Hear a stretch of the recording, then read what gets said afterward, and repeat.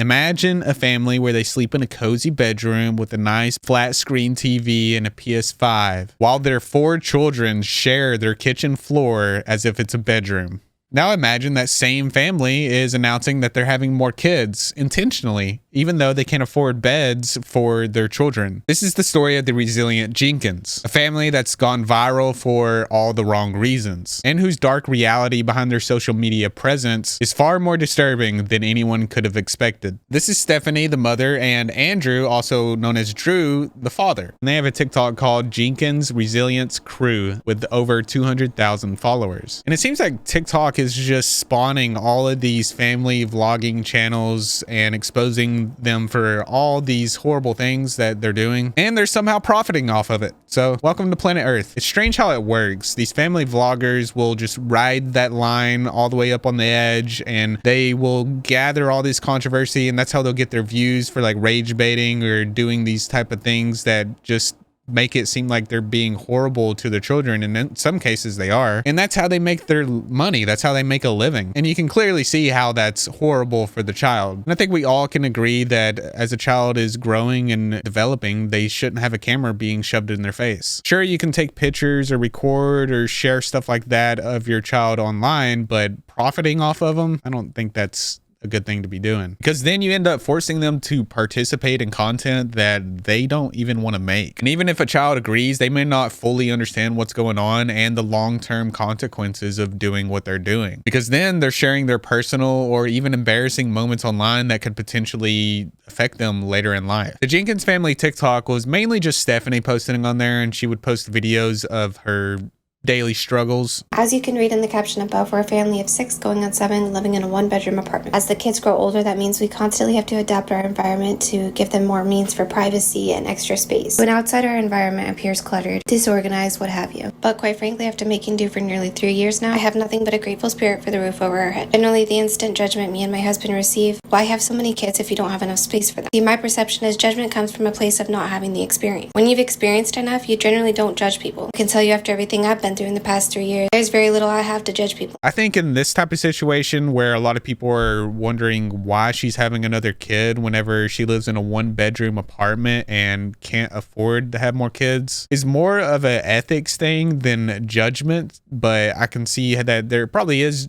a lot of people judging this, but I think the main thing is that the people are worried about the kids and whether this is a healthy environment for them, and if they're prioritizing their well-being. It can be easy to jump to defense whenever you're getting criticized or judged and you're being looked at by a lot of people, but I think it's always important to start from within and then figure out if you're viewing everything properly, because the only thing you can do is control the way you view things. And if you can fix whatever situation you're in by fixing yourself, then why not start there? I would be lying if I said there wasn't a point in my life that I was so naive that I might have judged a poor person based off their appearance. And like I said, I have learned a lot. I generally look like I'm roughing it, but that's because our kids come first. I do everything I can to keep our environment clean and tidy. When it comes down to it, I could shove everything my kids have in 1 bedroom of some of these houses I see, and it would really look like nothing. We try to teach our kids to take care of what they have, be grateful for what we have. We keep praying and pushing for the growth that we want. Appreciate y'all watching. See you in the next video. She would also give us little update videos about her pregnancy, which, spoiler alert, she has had the child now, and where she had it, well, that's going to shock you. And we'll get to that a little later in the video. And like every good family vlogger, she would upload videos of her cooking meals for her family. Can we just talk about how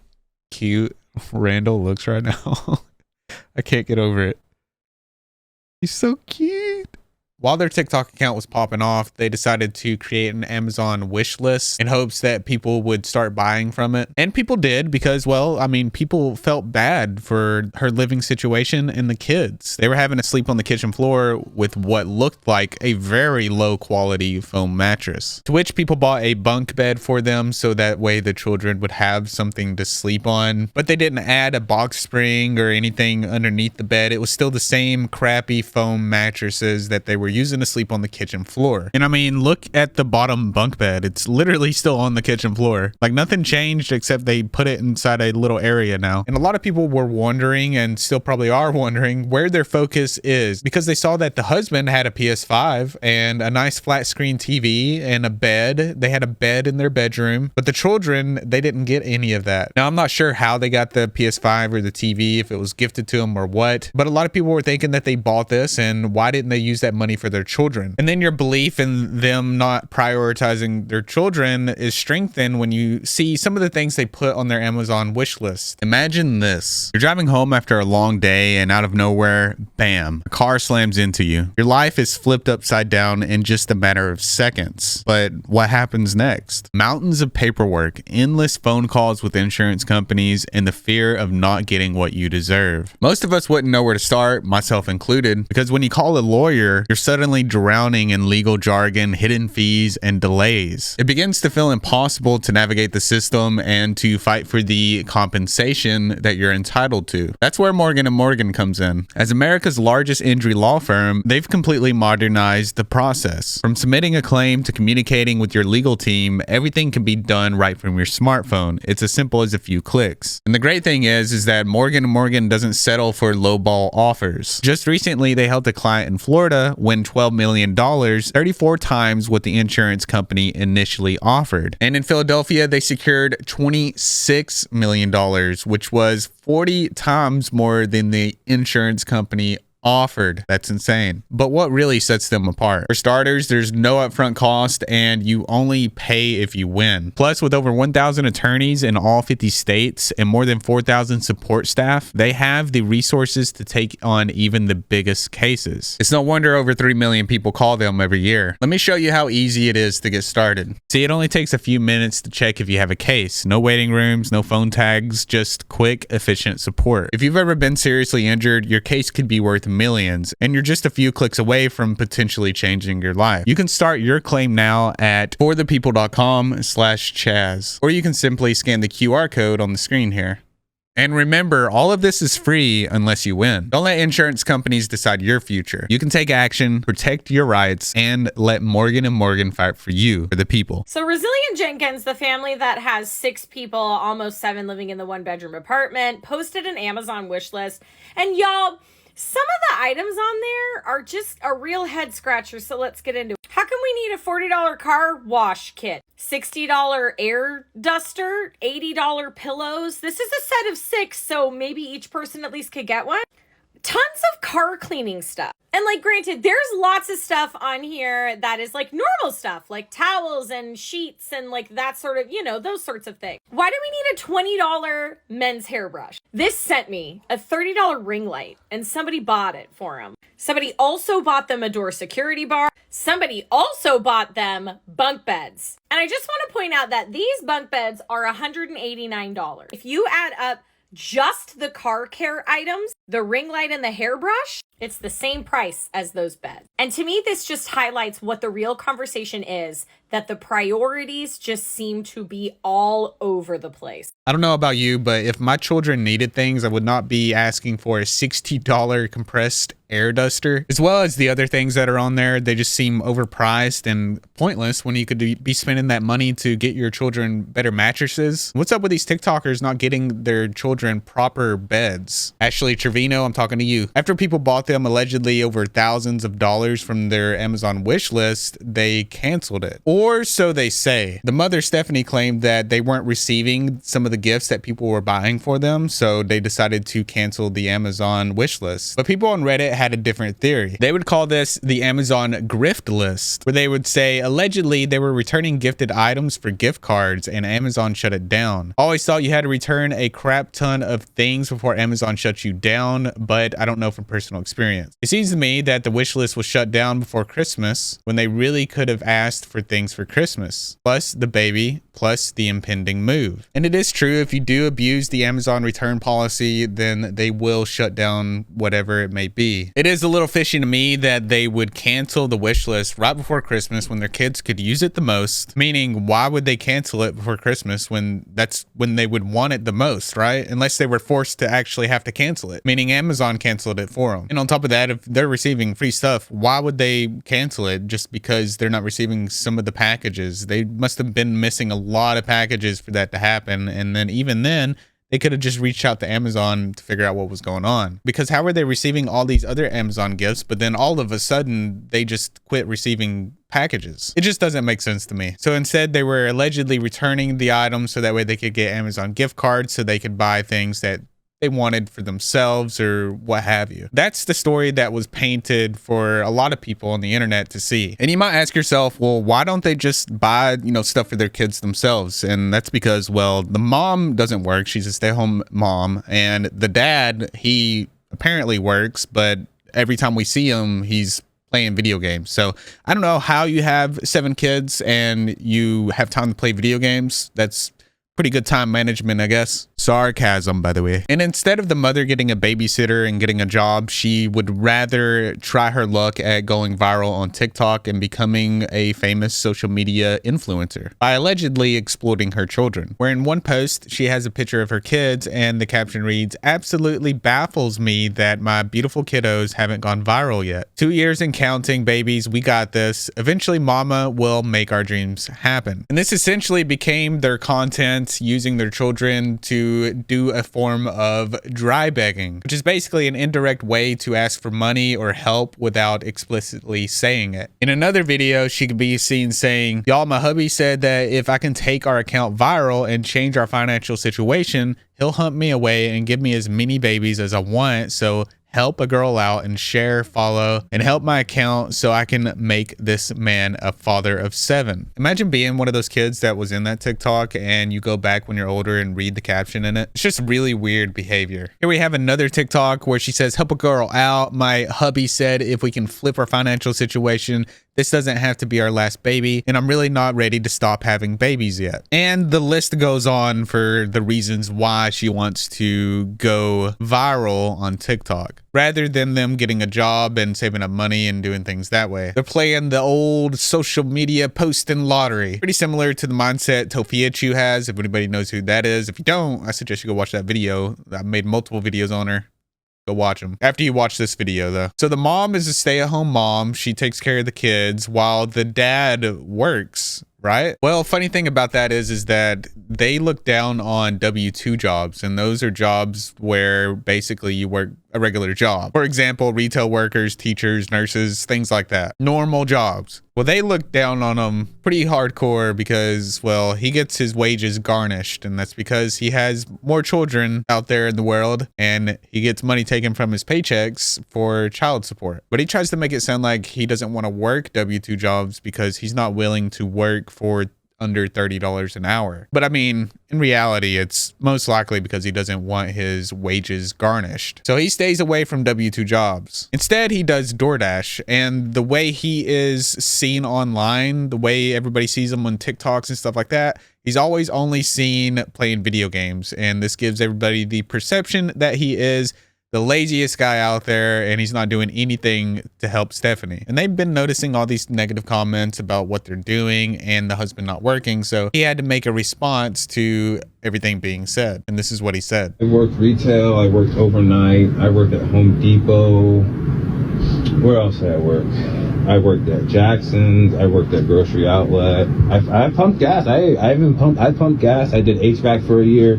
And even HVAC, people say, oh, HVAC, we pay. Hey, I was there for a year doing the most work, coming on the weekends to do scrap metal, and then going to Jackson's, and I only got a $4 raise after a year. And people got an $8 raise, making 32 plus, and they sat me at 24. General raises are based off of individual performance as well as experience or seniority. So in this situation, I think that he just probably wasn't working as hard as he thinks he was. No, the HVAC company, that's a whole nother story in and of itself, because he drove all over the place for that company, He was the one working the hardest for that company, and yet they would not increase his pay. They increased the pay of 3 of the other employees while he was working there. Anything. It's what my workload didn't equal out what I felt to what I was getting paid, who deserved to get paid, especially how fast I was picking things up and how hard I was working. And there wasn't any complaints. The complaint was, oh, you're requesting too many days off. Yes, because I want more money, so I'm trying to find other ways to make money. This man goes on to say that there wasn't any complaints, and then he says that the complaint was that I took too many days off. Maybe the reason why you didn't get a raise is because you took too many days off, and that reflected in your work. And then he says that he was trying to find ways to make more money, but if he wouldn't have taken days off at that job, he would have gotten that raise, and he would have made more money because he would have been working more hours. See, in my opinion, I think it's better you focus on your job, and then anything else you do on the side, that's why they call them side hustles. Make sure you're getting your bills paid first with the work that you're doing, and if you don't like the work that you're doing, then apply for other jobs while you're doing that work so you can get yourself out of it. The child support thing, I don't know what to tell anybody. I've been paying for years via garnishment. It makes sense that he's doing DoorDash now because, well, he gets child support taken out via garnishment, which means that if he's doing DoorDash, he doesn't get that taken out. So that's why he doesn't like working W-2 jobs. But don't worry, he only owes $6,000 now. They've taken out 9-10 grand from taxes, and I let them. I didn't fight any of it. If the other party hasn't received it, that is not on me. I don't have any of that money. I think I owe $6,000 is all I owe. I like how he tries to make it sound like $6,000 is all I owe, like it's not a lot of money. And then how they talk about their children not having beds, the way they describe it, like it's not a big deal. They are just destructive and crazy and broke everything like wild animals. It's crazy. There's speculation going around that we bought, quote unquote, bought foam toppers for our kids. They had frames, they had mattresses, sheets, pillows, the works, even little drapes on their princess tapestries. Yeah, they hung on everything and bent everything and broke it and tore it down, and kids are destructive. They're especially our two girls. They bent the hell out of the metal frames and all that, making it more or less a hazard. So we had to remove it from the house, and then they tore up their sheets and all bed covers and all that. Mind you, they did all of this in a 1-bedroom apartment where their mother doesn't work and the father, I guess he's off doing whatever he's doing, probably playing video games. Maybe it's because I don't have kids. You know, let me know in the comments down below, but I don't see how they could do all that, bending metal bars and tearing sheets. Like, that sounds crazy. And if you guys don't know, when anybody orders a bed is a giant piece of foam. When you go on to order a bed, it says foam mattress or memory foam with the pillow topper. It's all foam. If you guys didn't know, it's just I thought that was common knowledge, but I guess that's something that you guys know now. I love how he goes on to explain what foam mattresses are, what mattresses are in general. Like, people don't know. Like, everyone doesn't have a mattress in their house. And I think he completely misses the point. The reason why people are upset here is because, well, they're sleeping on the floor and the quality of the foam mattress looks like it was straight out of a dumpster. See, they're going around buying all these things that they don't need in their apartment and filling it up with all these things when they could be buying their children better beds and getting a bigger apartment. This impression that I don't want better for the children, which doesn't make any sense to me. That's all I want is better for our kids, more space, more opportunity. And you'd say, oh, she's been posting about this for 3 years, and for 3 years I've been doing my absolute best to try to make something happen. And I did too. I worked W-2 jobs for a long time, and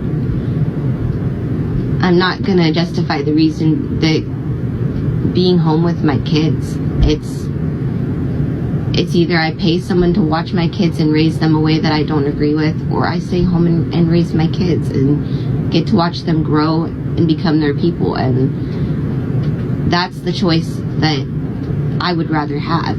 Oh, and of course. So instead of her getting a job, a babysitter, and having the money to provide for her children, she would rather not do anything, dry beg on TikTok, and depend on her viewers or the income from TikTok in order to support her family. And let's not forget rage baiting and exploiting her children. And this is all alleged, by the way. That's her perception of trying her best. And I say not do anything in regards to her not trying to get a job and stuff like that, because I mean, she does plenty on her TikToks. I see her cleaning stuff all the time and it looks like a disaster, and she goes in and fixes it up. I don't know if it's just for content or it actually gets that dirty, but if she is cleaning it for real, then you know, that's good. At least she's cleaning. At least someone's doing something, because I don't see the husband doing anything. And I don't know if he's at work or what's going on, because we don't really get a look into that part of his life. How much he actually works, I have no idea, but I can look and see, you know, what they're missing, which is quality mattresses. It seems like, yeah, they're sleeping on foam mattresses, which is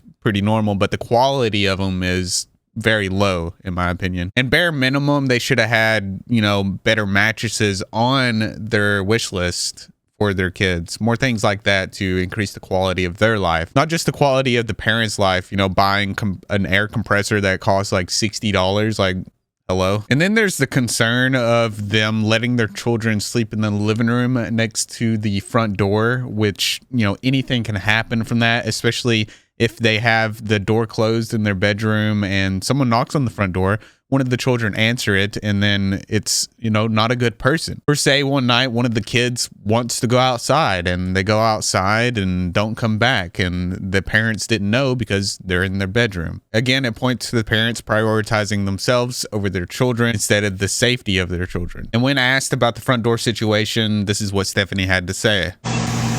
See, the people that, I don't know if you're coming at it from a understanding, like non-judgmental point of view when it comes to the bedroom, or if you really just don't get the sense of it, because we wouldn't make the decision if it wasn't right for the kids.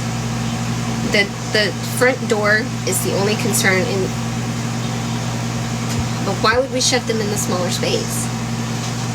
So for her, she would rather compromise her child's safety versus them living in a smaller living space. The whole point of the children having their own bedroom is that they have a place where they can grow and have their own space. And also a safety concern. They're not going to be near the front door. They're going to have their own space where they can go to retreat whenever they feel like they need to get away, and many other reasons, I'm sure. This makes them look a lot more like they don't want to give up their personal space. They don't want to prioritize their kids. They don't want to give them a place that they can make their own. Instead, she would rather keep her personal space for her and her man so they can do the things that they want to do behind closed doors. And then in that same live stream, she would go on to say that she doesn't smoke. No, I don't. I don't know where that's coming from. I've only ever joked about that. I don't smoke.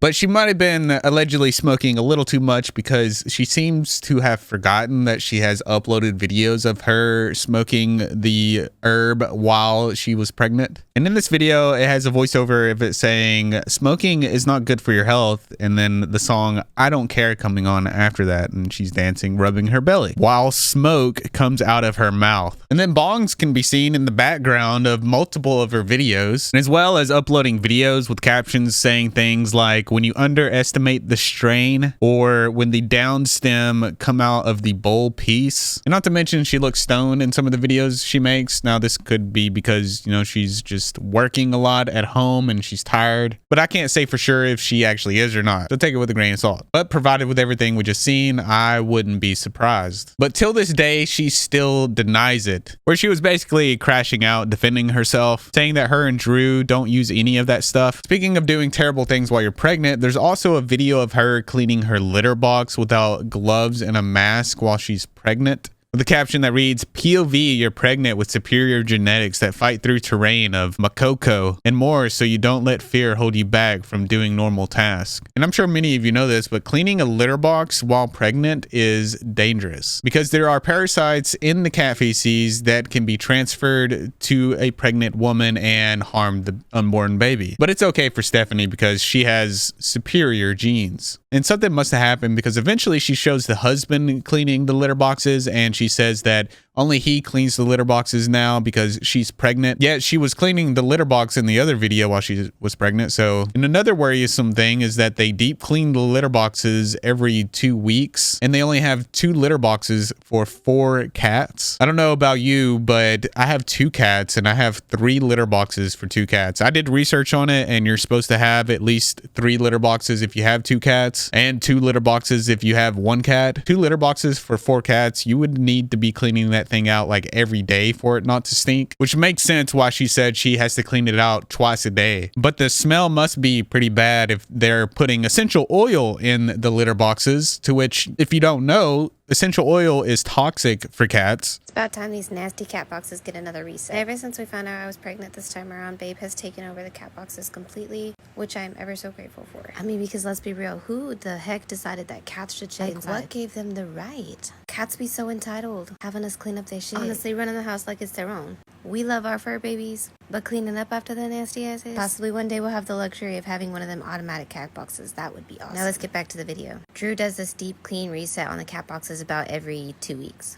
He makes sure to sanitize all the wall around the cat boxes because, like I said, these nasty ass cats be getting shit everywhere. And then he does his best to get all of the litter out of the carpet. We tried one of them rugs in front of the cat boxes. That did nothing for us. We've been using both baking soda and essential oils to help with the smell in the cat boxes, and that definitely has been helping. And generally the cat boxes are cleaned out at least twice a day, sometimes more depending on just how rancid that smell is. We gotta take in this clean moment for a second because you know there's a cat right behind us thinking, oh, I'm about to fuck this thing up. Okay, thanks for watching, bye. And it has to be pretty rough for them and her because she made a video complaining about it. Every now and again, I'm allowed to complain about the fact that I share a 1-bedroom with 4 kids, my husband, and 4 cats. And my insomnia is the worst part of it because the fuck am I supposed to be in the middle of the night when I can't sleep? I can't be in the room with my husband or I'm gonna wake him up. Can't be in the room with the kids and I can't even go do the dishes or I'm gonna wake someone up. Well, now for her, it's 5 kids and 4 cats and a husband in a 1-bedroom apartment. I can't believe she has 4 cats on top of 5 kids and a husband in a 1-bedroom apartment. That is insane. Speaking of insane and poor decisions, Andrew has another child that he has just forgotten about. In fact, this is the child that he gets his wages garnished from, and he left this child when he was 2 years old. The mother of the child that he has abandoned has come forward on TikTok and gave her side of the story. That man that everybody's saying they have 2 loving parents walked out of his son's life when he was 2. Okay, hasn't seen his son since he was 5, and that's because I reached out to him to come to his kindergarten graduation, and at the time he only had 1 child, which was the little black boy you guys see in his videos. That's my oldest's little brother.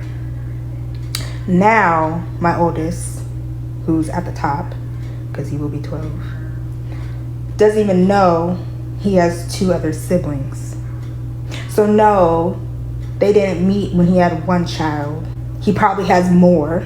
He hasn't paid child support, but he has a PS5. And it makes complete sense why he doesn't want to work W-2 jobs, because his checks are going to get garnished, and it's clear that he doesn't want to help that child out at all, as well as allegedly these other kids that can be seen with what he is not getting them. And also, he's always wearing his gaming headset. Even when he's holding his newborn, he has his gaming headset on. When he enters the kitchen, he has it on. You see him with his gaming headset on a lot. And don't get me wrong, I'm a gamer myself, which, by the way, you should go check out my Facebook page at facebook.com/ChazKirschman, where I post gaming related content. But there's levels to it. Gaming is going to be underneath family and work because, well, family comes first, then work, so you can take care of your family, and then if you do get free time, you game.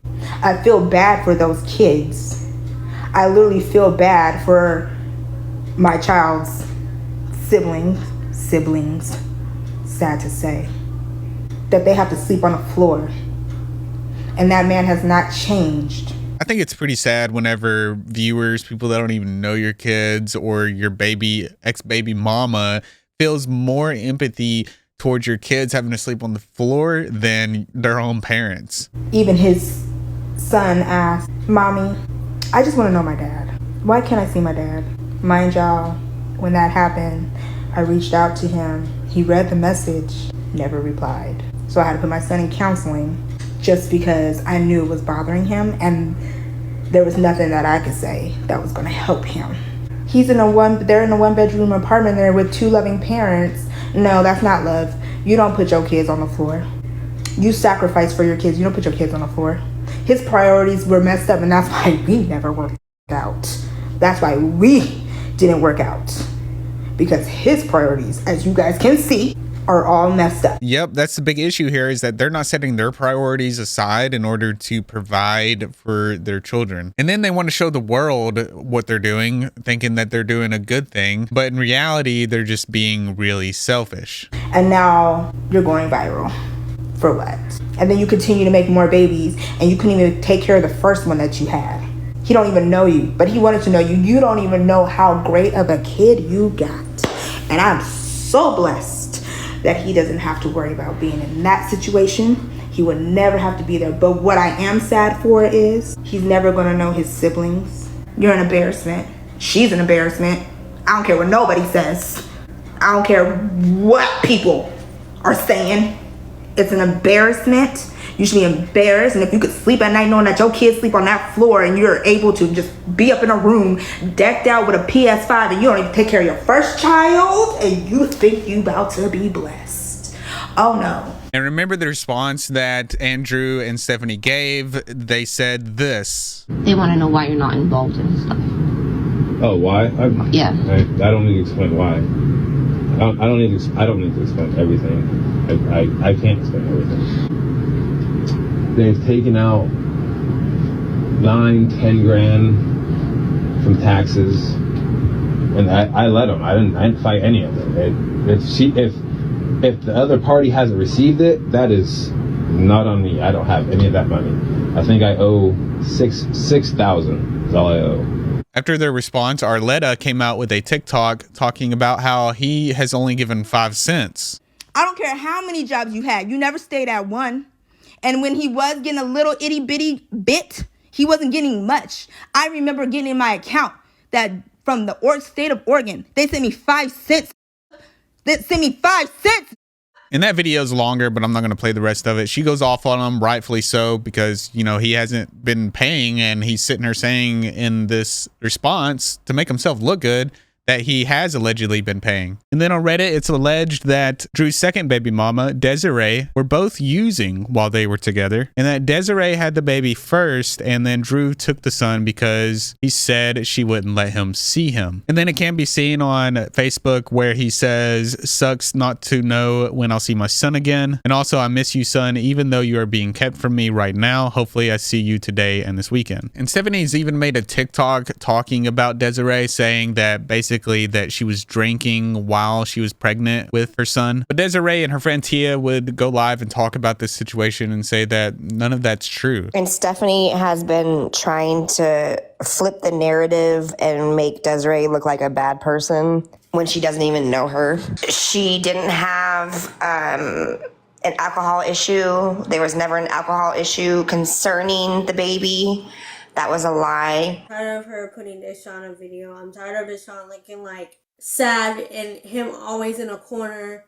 I'm sad that like all this is going on and she's still getting followers because she cooks and she's acting. Where was the loving when she was posting all that in the beginning? I don't really care about the followers. I'm trying to get my story out and tell people this is what's real and what's not real. And Desiree's worried about the well-being of her son because she fears that he's not being treated the same way as Stephanie's biological kids, which is understandable when you see that he has what looks to be like bed bug bites all over his skin and the issues that Stephanie deals with, like lice and fleas. And not to mention Stephanie's kids getting brand new shoes, but Desiree's son getting old used shoes. And they even did an unboxing for one of Stephanie's daughters of some new shoes they got her.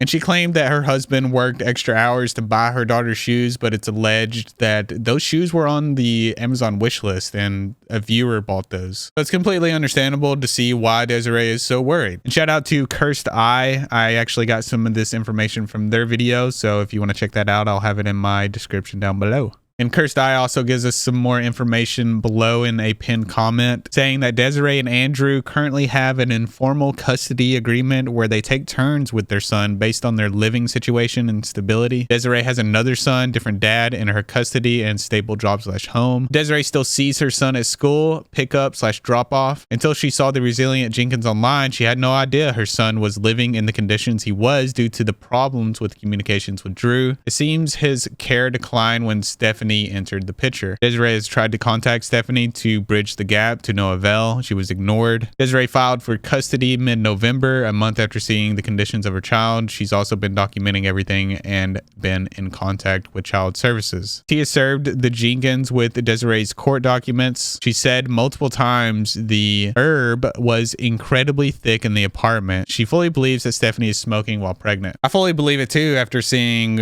everything that we've seen and this. My sister says to me the other day, I don't know how you do it. You just have this like ability to keep going no matter what, no matter how tired you are. Sis, it is because I smoke marijuana. I got that Mary Jane running through my vein. Which is extremely concerning knowing that someone in this house uses an inhaler. So it may be possible that Stephanie and Andrew are just trying to ruin any reputation that Desiree may have in order to make themselves look better. That is, if everything that we've just seen is true. And Andrew's not the only person with skeletons in their closet. Stephanie also has a past too. If y'all don't know, I'm a private investigator, and if I want to find out more, I'm going to find out more. Now, the first thing I want to touch base on is this. Y'all see that comment at the bottom right there? Why did you say that, Miss Stephanie? Why did you say that? And for context there, she says, aw, thanks, N-word. 26-year-old registered S offender from Washington is being held without bail after he was charged with kidnapping and S abusing a child under 14. Y'all, this is her husband. Mr. Jenkins is not her husband. This is her husband. You see, she even posted about it. Apparently she was so disturbed about it. But I don't know why, because that's not the first time that has happened. Actually, he was already a S offender before you married him. You see, Mr. Thompson has been a S offender since 2010 for essaying his mother and a 7-year-old. And you still married him. And it looks like you had children with him because her oldest daughter looks like him. And to top it off, they're allegedly still married. They've never got divorced. And also, the grandmother and mother both know about what's going on and they disapprove, like any good person would. Stephanie's mother, the children's grandmother, has been on Facebook talking about how since she was with that other horrible man, talking about how she does not feel like her granddaughters are safe. Because she was married to a man that essayed children. And not only that, Stephanie was living in a 3-bedroom house with her mom, and she decided to take her kids and move them in with Andrew, who had his son there in a 1-bedroom apartment, invade his space, and move her 2 children in with him in that small space. Yes, so Stephanie's mom was in my live yesterday and actually did confirm that the apartment that they live in was Drew's apartment originally, with just him and his son. Then Miss Stephanie came over with her 2 kids and invaded Mr. Drew's son's space, which I just think is really selfish. How dare you take away from your son like that by making him share his space with 2 kids that aren't yours. And not only is he sharing his space, he's forced to share all his resources, the little resources they have. Now he has to share and has been sharing. It's just not fair. And then before this, Stephanie's mom confirmed that Stephanie lived with her mom. They had a 3-bedroom apartment. So she took her kids out of their comfortable 3-bedroom apartment where they had more than enough space and threw them to shack up with this guy in this little tiny apartment. Why would you do that to your kids? This isn't a situation where they were forced into this. Yes, they're poor, but they were not living like this before. They chose to live like this so that they can just be together and be trash. Like, there's no other reason for it. Miss Stephanie could go home with her mom right now, and her mom said that. They are waiting for her with open arms. Remember when Stephanie said this? This impression that I don't want better for the children, which doesn't make any sense to me. That's all I want is better for our kids. More space, more opportunity. Well, if she really wanted to give them more space, I don't think she would have moved them into a 1-bedroom apartment. How's that make any sense? And then having all of this information in mind that we have just seen of her not prioritizing her children, and then she says what I'm about to show you, what exactly does she mean? Listen, you're finna hate me for this one, but this is my 5th child, okay? Gentle parenting don't do shit. I will not raise my kids with gentle parenting. You got me bent back sideways. I can't help but have my imagination going to all these places, wondering what does she mean by that exactly? Because given everything we've been given so far, it doesn't look good. And she wants to have more kids, knowing that she can't afford things for them. And my kids literally started tearing up. They talked amongst themselves for a minute and they were like, can you believe that Mom and Dad really don't celebrate their birthday because they want to put our birthdays first? Further into the day, I had a conversation with actually my same daughter, and she told me what she wants to be for Halloween. She said she wanted to be Pennywise, and I told her we're doing everything we can to achieve trying to get you guys costumes, but at this rate, Halloween's kind of looking like we're going to have to piece together what we have at home and make it work. And honestly, her whole demeanor just sunk. She was like, I get that, Mom, and I'll do what I have to, but I was really hoping to be Pennywise this year. And it really just got me thinking, how many situations do kids in poverty are they not able to express themselves because of financial situations? How often is a kid in poverty told, well, that's not your opportunity just simply because we don't have the means? Sometimes I feel like the only kids who get a spotlight are the kids who can afford, whose parents can afford to put one on them. And isn't it a little weird to kind of guilt your child into feeling bad for you about your financial situations? If it was me, I wouldn't be telling them anything. I'd be making that Pennywise costume happen. And on top of that, she says that all of this is affecting them. You know, her deciding to move into a 1-bedroom apartment and have her kids sleep in the living room, when they could be sleeping in her bedroom and they sleep in the living room, as well as her working a job and the husband working a W-2 job, as they call it, normal jobs. I, for one, believe that financial situations should never affect how a child develops and their growth and their opportunities. But that's just not how it works. It's not how it works. But I can tell you one thing. When God blesses us, because I truly believe He's going to, we will be the family that reaches out and tries to bless as many children as we possibly can. Because seeing our kids go through this and how it's affecting their development, how it's affecting their self-confidence, and just how they're growing up to express themselves in general. And her knowing that this is not good for her children, she says that she's just gonna put it all on God and let God take care of it. Taking no responsibility for how her children are living, and when she has the power to help them, knowing this is harming your children and you bring them into the world anyways and you're relying on God when you have the power to change the situation is insane. She's even been told by doctors not to have any more children because she's been getting hernias. I wanted to take a second off my typical content and just kind of like reach out and see if maybe any other pregnant women have dealt with this before. With my first pregnancies, I developed 2 hernias and I got them repaired, but afterwards the doctor was like, the way we repaired it with this mesh or whatever. Heard terrible things about that since then.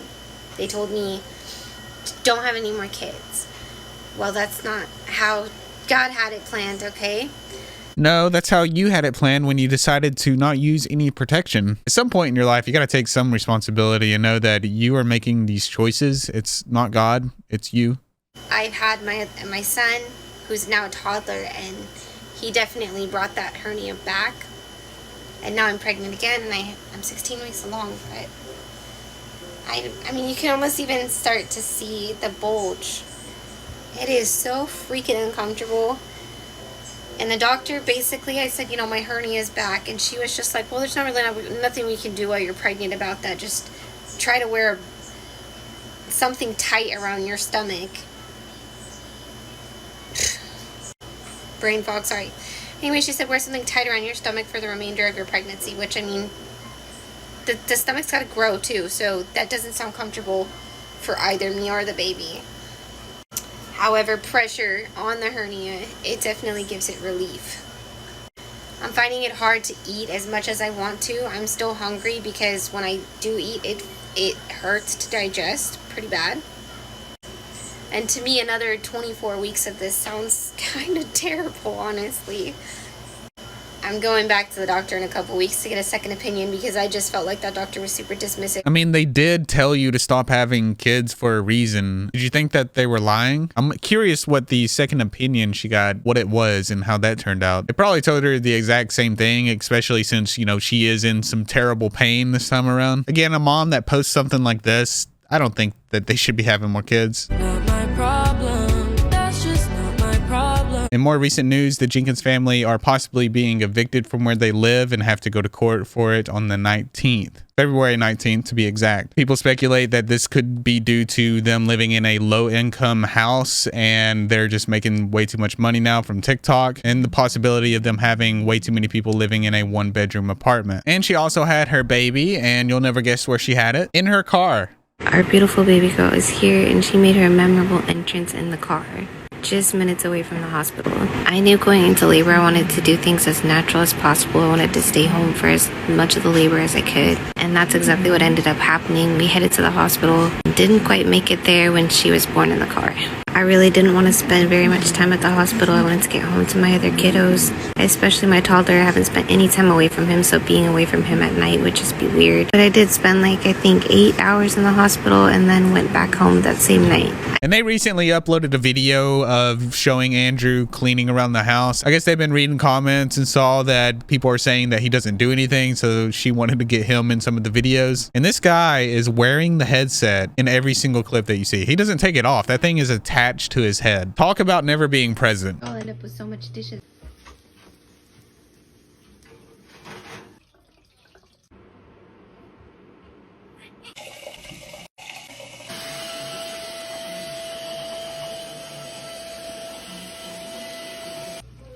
Oh, you cleaned it. That's not as...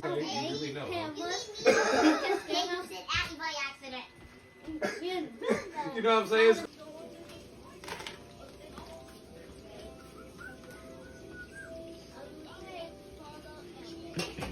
I don't know how for 2 seconds and I'm like, ooh, I've never had your mashed potatoes, baby.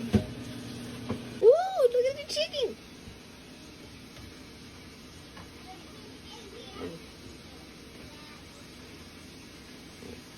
That's delicious. Dumbasses, we eat them. Mm-hmm. They all do. Some carrots on that. In fact, they actually love veggies. Bella loves broccoli.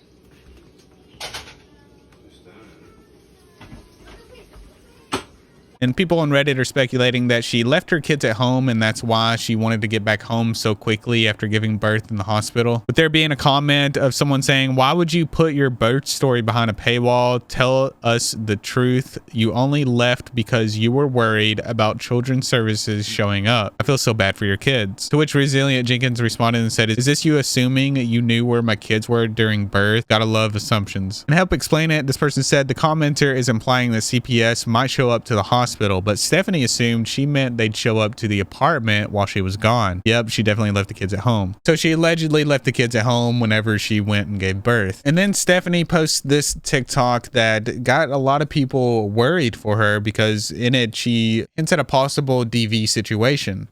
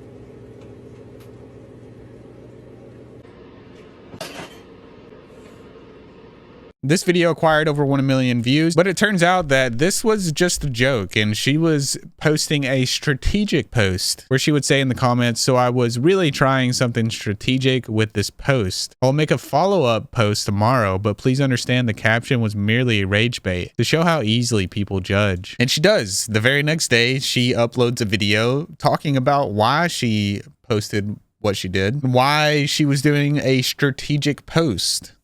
So bear with my awkward self because these talking videos I'm just not quite comfortable with quite yet.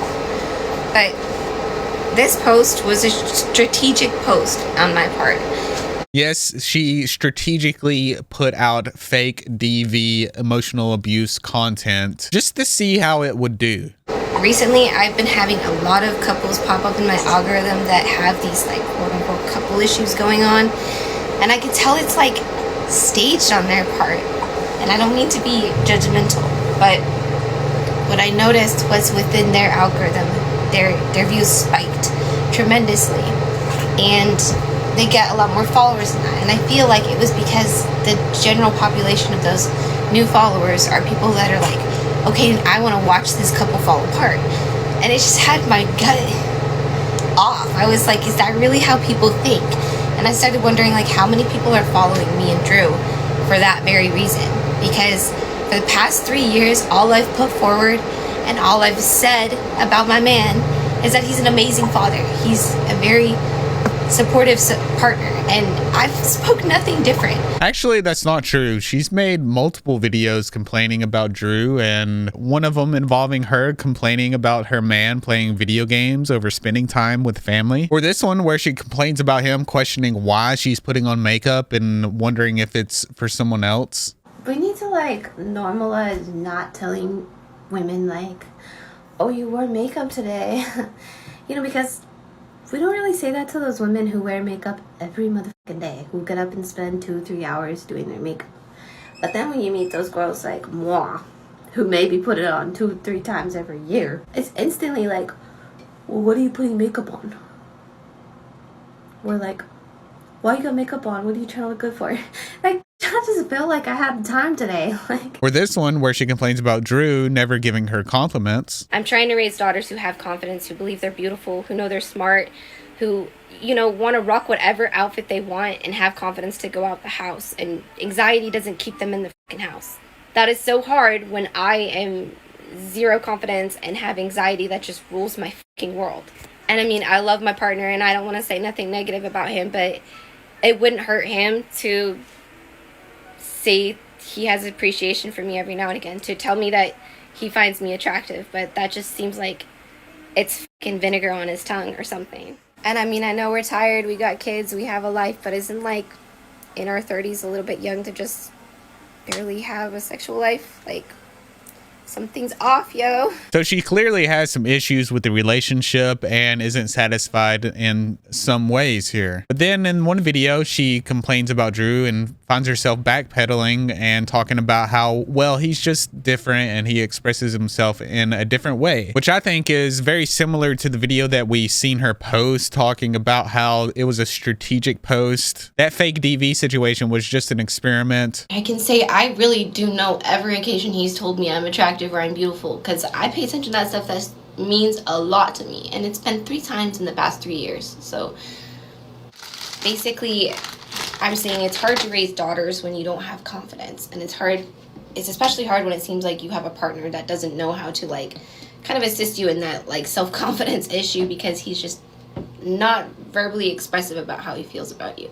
And I don't even mean to fault my man for that, because, you know, everybody's different. Everybody expresses how they feel about somebody a different way, and he does a lot for his family. He does a lot for me. So I never meant to give that impression that he doesn't show how he appreciates us in his own way. It's just, for me, I'm a very verbal person, and I voice how I feel about people verbally. I tell you, you know, I appreciate you, you're beautiful, you're awesome, and that's just not how my man is. And I don't know, but for me personally, when you have a woman in your life, and especially when you have one who struggles with really bad anxiety and self-confidence issues, talk the girl up every now and again. It's not gonna kill you. It's just not gonna kill you, man. So she has, in fact, said some bad things about her man, and probably more. But the one post that I put up saying anything that would contradict that, putting a bad rep on my man, blows up like that. I mean, this is the most views I've had on a video in a while. Definitely the most likes I've had. And then I got all these people in the comments like, oh, I knew this all along. What did you know? Because I haven't said anything about my man negatively up until this post, which I just mentioned was a strategic move on my part. And I reiterate that we have seen her post things about her husband. So, I mean, that's probably where people knew from. That's where their assumptions were coming from. Now, I know the first thought is to be like, oh, so she did a rage bait. No, actually what I did this for was to see how many people are following us, waiting for our downfall, waiting to find out, oh, Drew's just that bum piece of crap that everybody keeps saying he is. I mean, sure, yeah, you could be doing it for that reason, but it's also still considered rage bait, especially if you're faking DV, and, you know, that's going to make a lot of people mad and even more angry when they find out that it was fake, which did happen. That's not the case. That's not what we're going to put forward. We are who we put forward. That's just how it is. And like I said, this talking stuff is awkward as frick for me. But I'm just astonished, because that's definitely the most views I've gotten on a TikTok in quite some time. Like, I don't think I've ever gotten that many views on one of my Instagram reels. It made my stomach turn. I even spoke to Drew about putting the post up beforehand. Like weeks ago, I was like, what if we saw who's following us for that reason? And, you know, he was like, okay, people already hate on me, go ahead. But it made my stomach turn. I'm like, why is it so easy for people to just be like, oh, yep, we knew. That's not ever what we've put forward. And what's extremely concerning about all of this is that it might appear that she is possibly, allegedly, backpedaling on something that could be a real circumstance, considering that she comes from a DV background and talks about how she feels protective towards other people that are in DV situations because of her own that she experienced. There was this couple fighting, like, literally outside our front door, like, a female and another female, but, like, into transition. Like, you could tell, like, they're taking testosterone. And they're just, like, fighting and screaming and stuff. And the woman was like, you need to get out of my car, you're scaring me, like, you're clearly drunk, like, you need to get out. And I'm just like, kids, you guys go inside, like, and I tell my fiance, like, we're gonna stay right here and make sure she's okay, because I'm not about to just go inside when I hear a woman is like, you need to go, you hit me. And when she first started doing TikTok, one of her first videos was of her explaining how she is such a big empath. How are you other empaths doing lately? Because my empath energy is insane lately. I can't I have no control over it. Like, I see someone crying, I'm crying. It's happening. Like, I can't control it. Like, happy tears, sad tears, I'm right there with you. Like, can AGT right now? I can't. Like, I'm crying through every episode. Like, I'm so proud of you. I don't even know you. But, like, what the empath energy is insane. What's wrong? For someone that's such a huge empath, how could they make a video like this, faking DV, mocking other victims of DV? And as someone that's been through it herself, or her saying that she would never come at somebody that's in a DV situation because she knows better than that. But I feel like at least I have an understanding, and I would never come at another woman for their DV situation. Like, ever. You all don't know what you're talking about. It's clear as fucking night. I think under the stress of being evicted and just having a kid on top of also having to take care of everybody, she might have made that video out of stress, anxiety, a possible cry for help. I'm tired. I am. I should be asleep. But I can't be right now, because not even 30 minutes till I gotta get the kids up for school. Start making breakfast. Might as well just fucking get up and get some snacks. Get myself going. While at the same time doing it for content. She can mask it over saying she's just doing it for content, giving her a way to get her truth out there. But I don't know. What do you think? Let me know in the comments down below. Thank you for watching, and I'll see you in the next video.